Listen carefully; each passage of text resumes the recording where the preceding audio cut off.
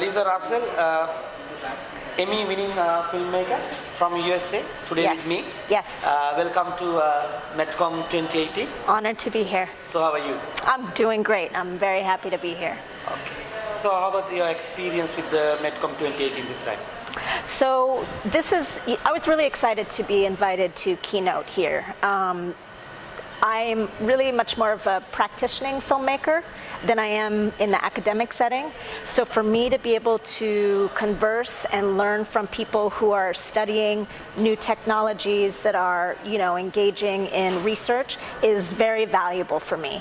I'm hoping that my presentation is interesting likewise for the people who are attending, but so far the discussions I've had and the presentations that I've been involved in have been really fascinating. Great.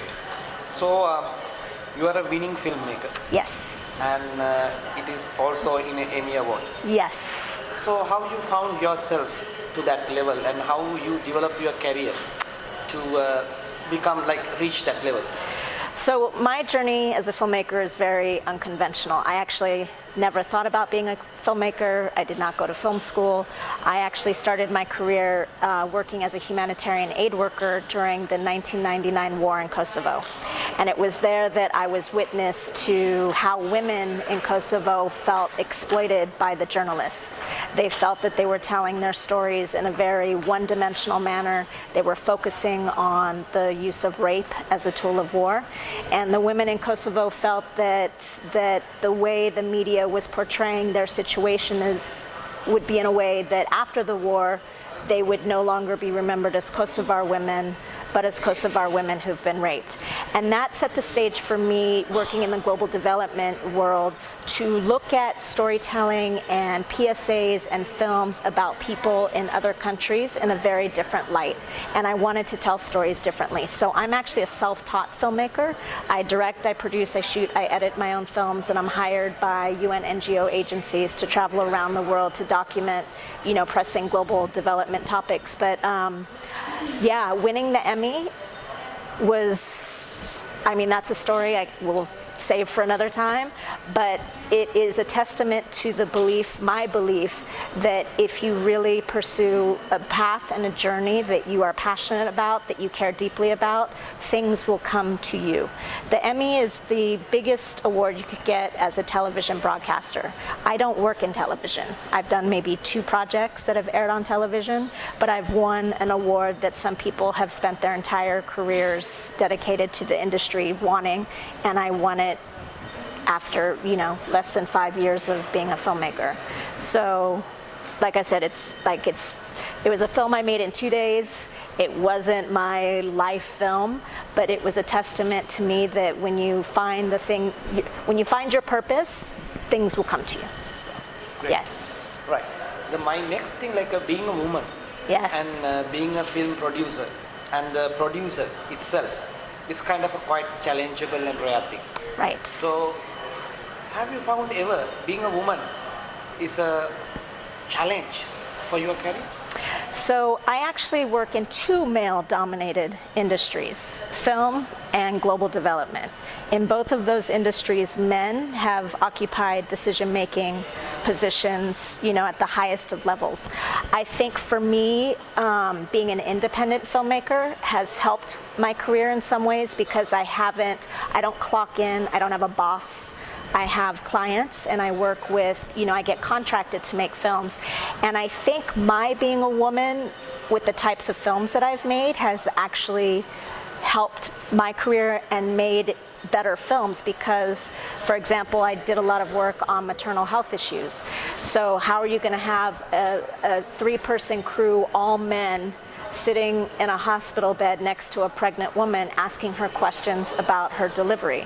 It's different than a 1-person crew sitting and having an intimate conversation with a woman about a very intimate experience. And so I think that, I think also, I get my work ethic from my mother, who is a single mother, and I don't feel intimidated by men. In fact, when I go shoot Like in Africa, some countries in Africa, they call me boss lady, and I put the men to work. Like my driver who's sitting in a car for 8 hours, I'll teach him how to put on lavaliers, how to put up my tripod. Like I put people to work. So I don't feel at all intimidated by men. I see men as my peers. I think we have different skill sets. I'm not trying to be man-like, but I see, does that make sense? Like I see us working together, utilizing our skills. If you want to take gender stereotypes and women being compassionate and men being sort of, leaders, the two combinations combined can do great things. So yes, it's challenging. It still is challenging. But I don't, I'll give you one example. I was doing a shoot in New York, and I had a male cameraman. And when we went into the location to scout the location, the stage manager immediately looked to the man who was younger and much less experienced than me to start talking about the shoot. And I had to sort of, hi, yes, hi. Actually, I'm, directing the shoot. So there's some challenges, but it hasn't deterred me. I'd like to see more, I definitely, and I will also say that I believe with everything going on in the U.S. around women in Hollywood, that 2018 is the year for female filmmakers. Super. Yeah. Let's come back to the conference. Sure. Medcom 2018. Yes. So, how do you think you can share your experience and giving something fruitful for the audience who are here today with you? So, I was thinking about this. So I do a lot of international shoots, right? I mean, I've been in Indonesia. I did a shoot for GE Healthcare. I shot one of the women's stories in Indonesia. I was just in Myanmar. But it's a unique experience for me to be in a setting where I'm interacting with my peers more so than my subjects or people who are contracting me. So I think this opportunity to share expertise, to share knowledge that I can take back to my work, in the States and wherever I go, and also hopefully the work that I'm sharing tomorrow can be utilized or inspire people here.